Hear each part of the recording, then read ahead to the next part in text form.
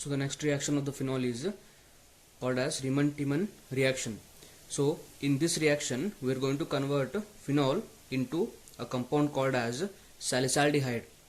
So this is the actual reaction given in the NCERT book. Phenol is going to react with chloroform in the aqueous sodium hydroxide, forming an intermediate.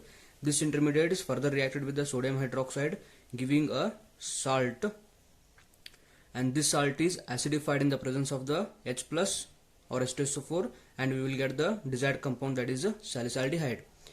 The mechanism of this reaction is a little bit complicated, and if they ask for the examination, you need to write this reaction, not the mechanism part. Mechanism part is just for the understanding purpose, and this reaction is very important for the theory exam.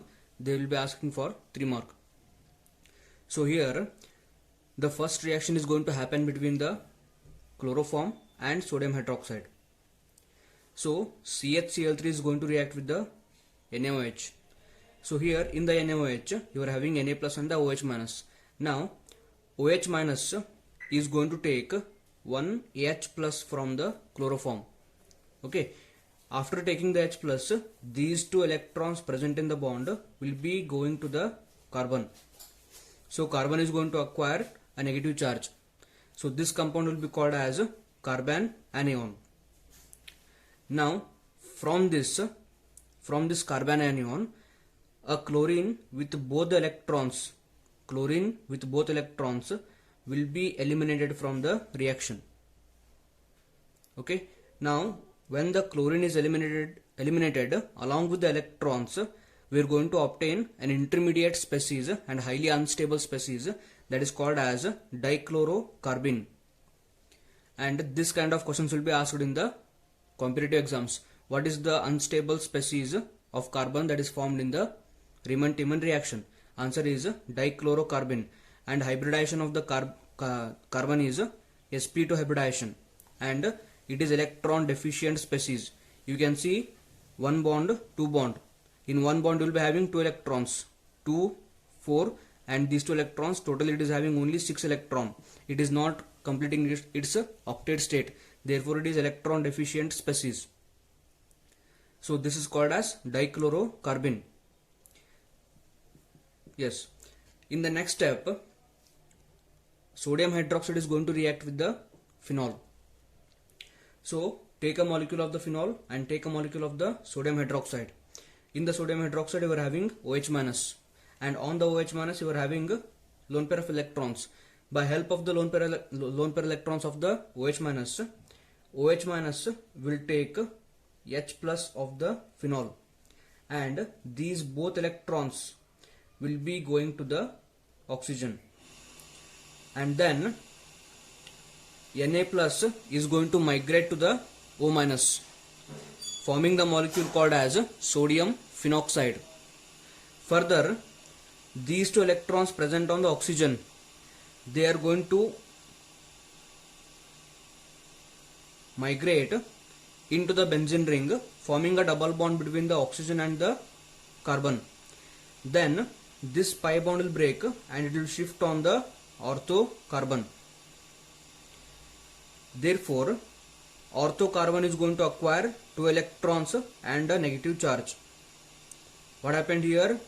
Oxygen is having 1 lone pair electron, and that will be given between the oxygen and the carbon, forming a double bond here. If I form a double bond here, this carbon may become pentavalent. Because of that, this pi bond will break and both electrons will be shifted on the ortho carbon. So ortho carbon is going to acquire negative charge and 2 electrons. Now this compound is going to react with the dichlorocarbene. Dichlorocarbene is electron deficient species. Now here you are having electron rich species. Now these 2 electrons are going to attack on the carbon of the dichlorocarbene. That means ortho carbon is going to form a bond with the dichlorocarbene in this way. And remember that at this position there is presence of the hydrogen also, that I have written here in red ink. Now this carbon is having electrons, they are untouched. they are as it is. That means this carbon is now having 3 bonds also and 2 electrons also. Therefore, this is a carbon anion, that is carbon carrying the negative charge.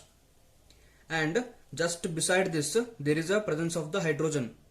Therefore, these 2 electrons will be taking the H plus.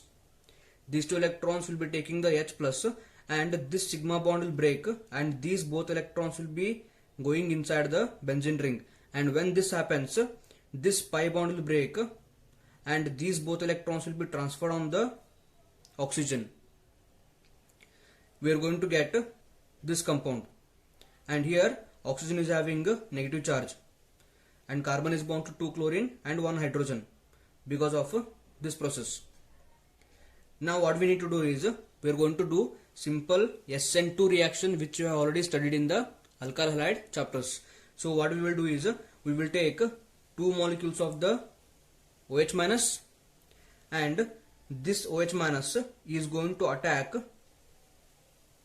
this central carbon 2 times, because we will take 2 OH minus. So when 1 OH minus attacks the carbon, 1 chlorine will be eliminated. When 1 more OH attacks the carbon, 1 more chlorine will be eliminated. That means this carbon is going to acquire 2 OH.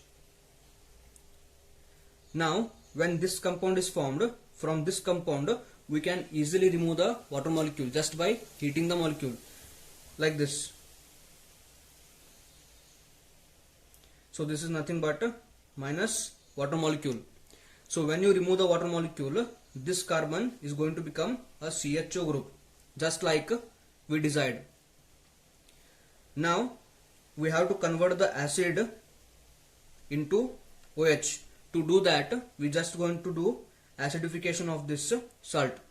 When you acidify this compound, you are going to obtain OH. So this is how this compound is formed. In the exam, you need to write these steps. This mechanism is just for the understanding purpose.